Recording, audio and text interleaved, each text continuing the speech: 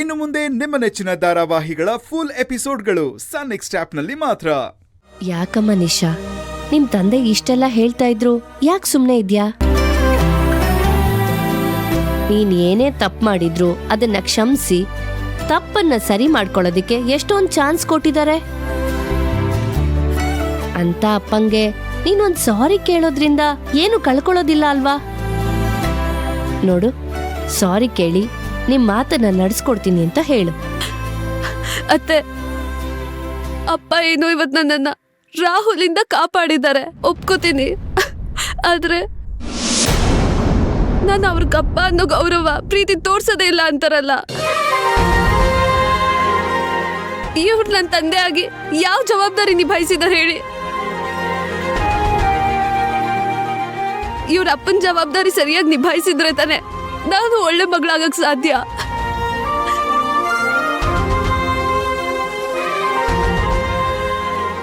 ಶಬಾಷ್ ಬೇಟಾ, very nice. ಇದು ಮಾತಂದ್ರೆ. ನಿಶಾ, ಏನಂದೆ? ದಿನಕರ್ಗೆ ಜವಾಬ್ದಾರಿ ಇಲ್ಲ ಅಂತಾನ? ನಿನಗೇನ್ ಗೊತ್ತಮ್ಮ ನಿಮ್ಮಪ್ಪನ ಬಗ್ಗೆ? ನಿಮ್ಮಮ್ಮನ್ನ ಮದ್ವೆ ಆಗೋಕ್ಕೂ ಮೊದ್ಲು ಇವನ್ ದೊಡ್ಡ ಬಿಸ್ನೆಸ್ ಮ್ಯಾನ್ ಆಗಿದ್ದೋನು. ಆದ್ರೆ ಹೋಗ್ತಾ ಹೋಗ್ತಾ ನಿಮ್ಮಮ್ಮನ್ ದುರಾಸೆಗೆ ಇದ್ದಿದ್ದನ್ನೆಲ್ಲ ಕಳ್ಕೊಂಡು ಜೀವನಾನೇ ಹಾಳು ಮಾಡ್ಕೊಂಡ್ರು.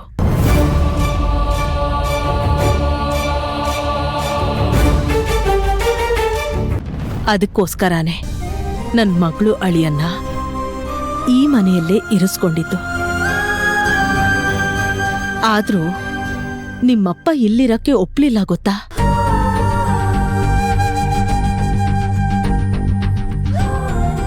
ಈಗ್ಲೂ ಅವನು ನಮ್ಗೋಸ್ಕರನೇ ಕೆಲ್ಸ ಮಾಡ್ಕೊಂಡು ಜೀವನ ಮಾಡ್ತಿದ್ದಾನೆ ಹೊರತು ಇಲ್ಲಿ ಬಿಟ್ಟಿಯಾಗಿ ಯಾವತ್ತೂ ಬಿದ್ದಿಲ್ಲ.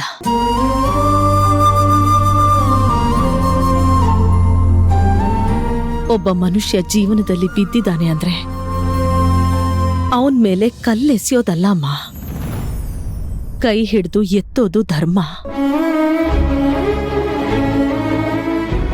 ಅದ್ರಲ್ಲೂ ಅವ್ರ ಮನೆಯವರಾದ ನಾವೆಲ್ರೂ ಅವ್ರ ಕೈ ಹಿಡಿಯೋದು ಮಾತ್ರ ಅಲ್ಲಮ್ಮ, ಅವ್ರ ಜೊತೆಗ್ ನಿಲ್ಬೇಕು.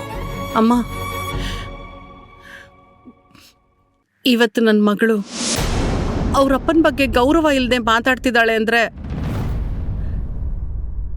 ಅದಕ್ಕೆ ನಾನೇ ಕಾರಣ ಅಮ್ಮ.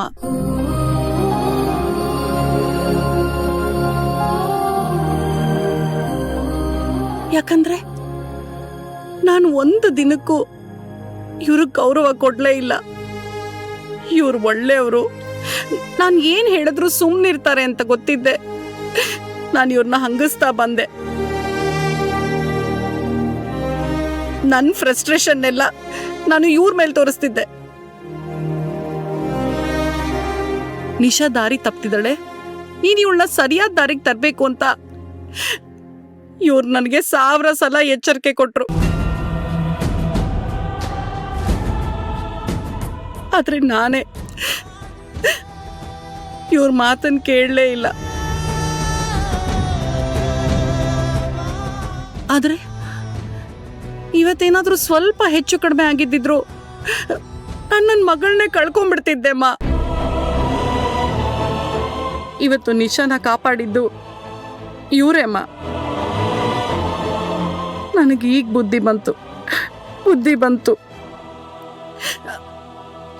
ನಿಶಾ ನೋಡು, ಅಮ್ಮಮ್ಮ ಹೇಳಿದ್ದೆಲ್ಲ ನಿಜ ಕಣೆ.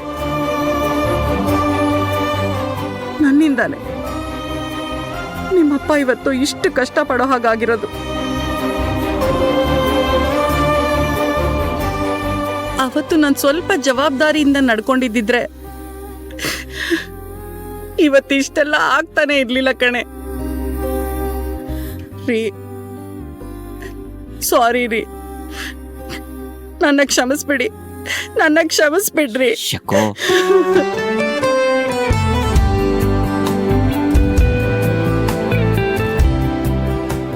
ಶಕು ಶಕು ಕ್ಷಮಿಸ್ಬಿಡ್ರಿ. ಅಯ್ಯ. ಕೂತ್ಕೋ ಕೂತ್ಕೋ. ಏನೇ ಇದೆಲ್ಲ ಶಕು, ನೀನು ಹೀಗೆಲ್ಲ ಹತ್ರ ಸರಿ ಹೋಗಲ್ಲ.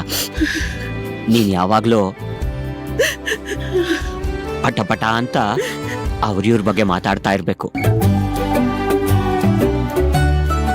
ಸುಮ್ನೆ ಇರ್ರಿ ಸಾಕು. ಅಪ್ಪ ಸಾರಿ ಅಪ್ಪ. ನಿಮ್ ಬಗ್ಗೆ ಸರಿಯಾಗಿ ತಿಳ್ಕೊಳ್ದೆ ಏನೇನೋ ಮಾತಾಡ್ಬಿಟ್ಟೆ. ಆದ್ರೆ ಇನ್ಯಾವತ್ತೂ ನಿಮಗ್ ನೋವು ಕೊಡಲ್ಲ ಅಪ್ಪ. ಅಳ್ಬೇಡಮ್ಮ, ಇಟ್ಸ್ ಓಕೆ ಮಗಳೇ. ನೋಡು, ನೀನ್ ಇನ್ಮೇಲೆ ಹುಷಾರಾಗಿರ್ಬೇಕು. ಯಾರ್ಯಾರೋ ಬೀಸಿರೋ ಬಲೆಗೆ ಬೀಳ್ಬಾರ್ದು. ಓಕೆ? ನಿನ್ ಜೀವನನ ಹಾಳು ಮಾಡ್ಕೊಳ್ಬಾರ್ದು.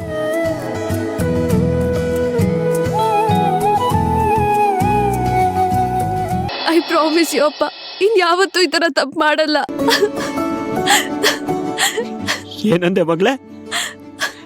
ಇನ್ನೊಂದ್ಸಲ ಹೇಳು.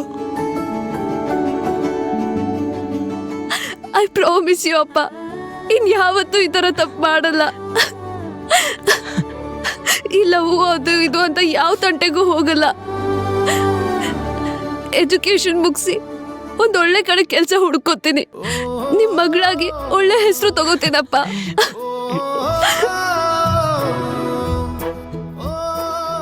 ಇದು ಇದು ನನ್ನ ಮಗಳಂದ್ರೆ.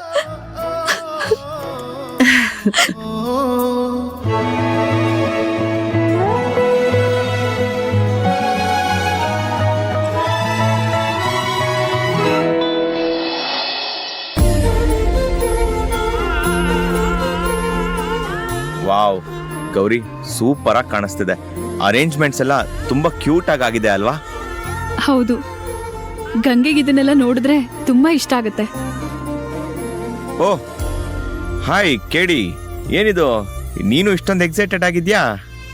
ಅದು ಏನಂತಂದ್ರೆ ನಮ್ಮ ಬಾಸು ಗಂಗೆ ಅತ್ತಿಗೆ ಪ್ರಪೋಸ್ ಮಾಡೋದನ್ನ ನಾನು ಯಾವತ್ತೋ ನೋಡ್ಬೇಕು ಅನ್ಕೊಂಡಿದ್ದೆ, ಆದ್ರೆ ಅದು ಆಗ್ಲಿಲ್ಲ.